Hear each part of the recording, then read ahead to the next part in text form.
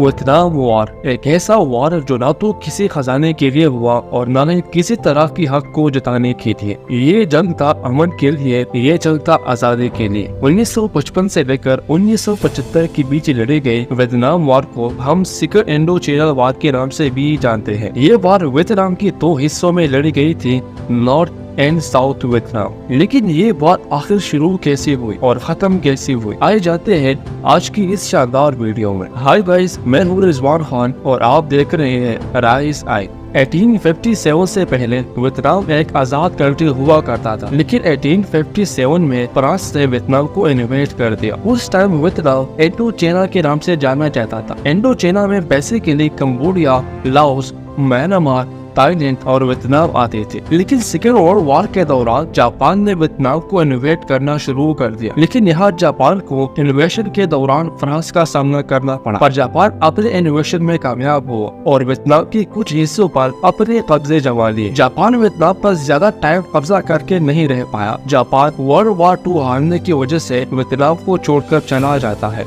हो Chi Minh Vietnam की local लोगों में से एक थे, जिसने 19 मई 1941 को वियतनाम नाम की एक पार्टी बनाई थी, जिसका मकसद वियतनाम के लोगों को आजादी दिलाना था। जापान की इस वियतनाम को छोड़कर जाने के बाद वियतनाम 2 हिस्सों में बंट चुका था। दरअसल जापान जब सेकंड वर्ल्ड वॉर हारने के बाद सरेंडर करता है तो जापान की सभी कॉलोनीज को वर्ल्ड वॉर 2 जीतने वाली कंट्रीज यानी अलाइड पावर आपस में बांट देते हैं और इन्हीं में से एक था वियतनाम, जिसे 1945 की जापान की सरेंडर के बाद यूएसएसआर एंड यूएसए 2 हिस्सों में बांट देते हैं। नॉर्थ वियतनाम जो कि कम्युनिज्म से भरा था, इसलिए यूएसएसआर की मदद से हो ची मिन्ह वहाँ पर अपना गवर्नमेंट बना लेते हैं। जब 1946 में फ्रांस वापस आकर एलाइड पावर से वियतनाम को वापस मांगता है, क्योंकि फ्रांस एक कैपिटलिस्ट कंट्री था, तो यूएसए ने अपने कैपिटलिज्म को प्रमोट करने के लिए फ्रांस को साउथ वियतनाम देने में अपना भलाई समझा और इसके बाद फ्रांस को साउथ पार्ट्स दिया जाता है। लेकिन इस बार फ्रांस की गवर्नमेंट डायरेक्टली वियतनाम पर राज करने नहीं आती, बल्कि अपने एक पॉपेट लीडर के थ्रू सब कुछ हैंडल करती है, जिसका नाम बाओ दाई था। हो ची मिन्ह को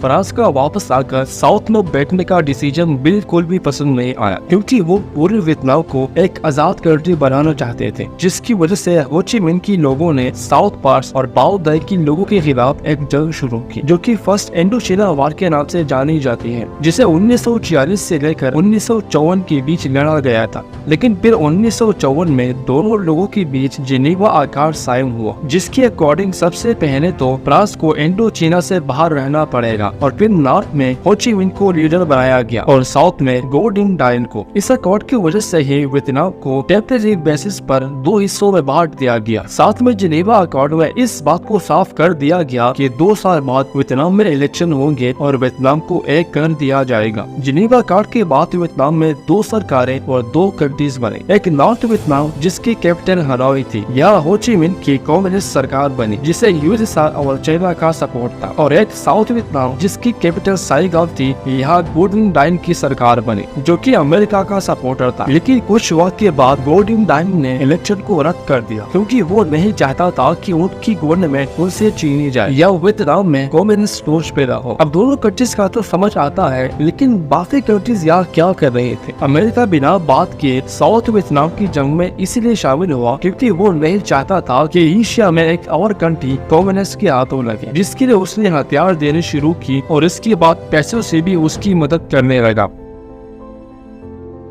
जैसे ही हो ची मिन्ह को इस बात की खबर मिली कि गो डिंग डाइन ने वियतनाम में होने वाले इलेक्शन को कैंसिल कर दिया है, तो वो गुस्से से आग बबूला हो गया और गो डिंग डाइन के खिलाफ लड़ने का डिसीजन बना लिया। इस लड़ाई के लिए हो ची मिन्ह ने सबसे पहले साउथ में वियतनाम नाम के ग्रुप के लोगों को हथियार पहुंचाने शुरू की। जैसे ही ये हथियार वियतनाम के लोगों के पास पहुंचे, वैसे ही साउथ वियतनाम में जंग शुरू हो गई। इसी बीच गो डिंग डाइन का गुस्सा इतना बढ़ गया था कि उसने लोकल लोगों पर गोली चलाई और इन सभी लोगों का मौके पर ही मौत हो गई। अब गो डिंग डाइन की डिक्टेटरशिप यूएसएसआर और यूएसए को साफ नजर आने लगी। इसी बीच गो डिंग डाइन को मारा जाता है, जिसका इल्जाम अमेरिका पर लगा। लेकिन इसके मरने के बाद अब अमेरिका सीधे इस जंग में उतरने वाला था। अगस्त 1964 गल्फ ऑफ डंकिंग में एक इंसिडेंट हुई, जिसमें नॉर्थ वियतनाम की नेवल आर्मी ने यूएस नेवल बोट पर अटैक किया, जिसमें यूएस नेवल ऑफिसर मारे गए। जिसके बाद यूएस कांग्रेस ने gulf of dunking resolution pass किया एंड डायरेक्टली वॉर में पार्टिसिपेट कर दिया। लेकिन हैरानी की बात तो ये है कि बाद में ये बात सामने आई कि गल्फ ऑफ टंकिंग का इंसिडेंट एक फेक इंसिडेंट था, जिसे अमेरिका ने सिर्फ वॉर में पार्टिसिपेट करने का एक मोहरा बनाया था। वॉर में अमेरिका की डायरेक्ट पार्टिसिपेशन के साथ ही अपने करीब 5 लाख सोल्जर भी वियतनाम में उतार दिए थे। इन सभी सोल्जर को साउथ वियतनाम में उतारा गया, जिन्होंने नॉर्थ वियतनाम पर हमला करना शुरू कर दिया। ये नॉर्थ वियतनाम पर बर्फ भरकर बमबारी करने लगे, लेकिन इन बमबारी का कुछ खास असर देखने को नहीं मिला। वो इसलिए क्योंकि वियतनाम के लोग गुरेला वॉर में काफी माहिर थे, जिसे वो सभी बॉम्बिंग से आराम से बच जाया करते थे। वो बॉम्बिंग के दौरान इन गुफाओं में घुस जाया करते थे और जैसे किसी यूएस सोल्जर को अपने स्वर्ग के ऊपर देखते उसे मार दिया करते थे। यूएस सोल्जर को इन सड़कों में जाना मौत के मुंह में जाने के बराबर था, क्योंकि वो वॉर की इस टेक्निक से अनजान थे। इस वॉर के दौरान यूएसएसआर और चाइना ने नॉर्थ वियतनाम की काफी मदद की। उन्होंने अमेरिका की तरह जंग में डायरेक्ट पार्टिसिपेट तो नहीं किया, लेकिन हथियार और पैसा भर भर कर भेजा। अमेरिका ने वियतनाम वॉर को जीतने के लिए अपने हर एक कोशिश की। उन्होंने लगातार अपने सोल्जर की तादाद भी बढ़ाई, लेकिन सोल्जर की तादाद बढ़ाने से भी कुछ नहीं हुआ, क्योंकि अमेरिका के सोल्जर जिन परेशानियों से गुजर रहे थे ये बात तो सिर्फ वही जानते थे। यूएस सोल्जर इससे पहले ऐसे सिचुएशन में कभी नहीं पड़े थे। उनके लिए जंगलों में लड़ना काफी मुश्किल था और ऊपर से वो गुरेला अटैक की भी शिकार हो रहे थे, और वो गुरेला अटैक में भी माहिर नहीं थे। वही वियतनाम के सोल्जर को तो इस जंगलों की आदत थी। इन सारी मुश्किलात की वजह से अमेरिका को अपनी शिकस्त साफ नजर आ रही थी, जिसकी वजह से उन्होंने अपने सोल्जर को वापस बुला लिया। जैसे अमेरिका वियतनाम से जाता है, हालांकि साउथ वियतनाम नॉर्थ से पूरी 2 साल तक अमेरिका के जाने के बाद भी लड़ता रहा, लेकिन जीत नॉर्थ वियतनाम की ही हुई।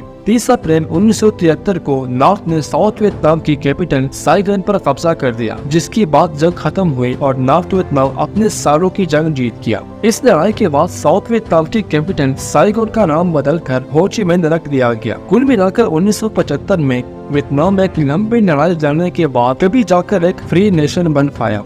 उम्मीद करता हूँ कि आज के इस वीडियो से आपके बहुत सारे डाउट्स क्लियर होंगे। अगर वीडियो अच्छी लगे तो लाइक करें और हाँ, चैनल को भी जरूर सब्सक्राइब करें, ताकि हम आपके लिए इस तरह की और इन्फॉर्मेशनल वीडियो ला सकें। मिलते हैं अगले नेक्स्ट वीडियो में, तब तक के लिए टाटा बाय बाय।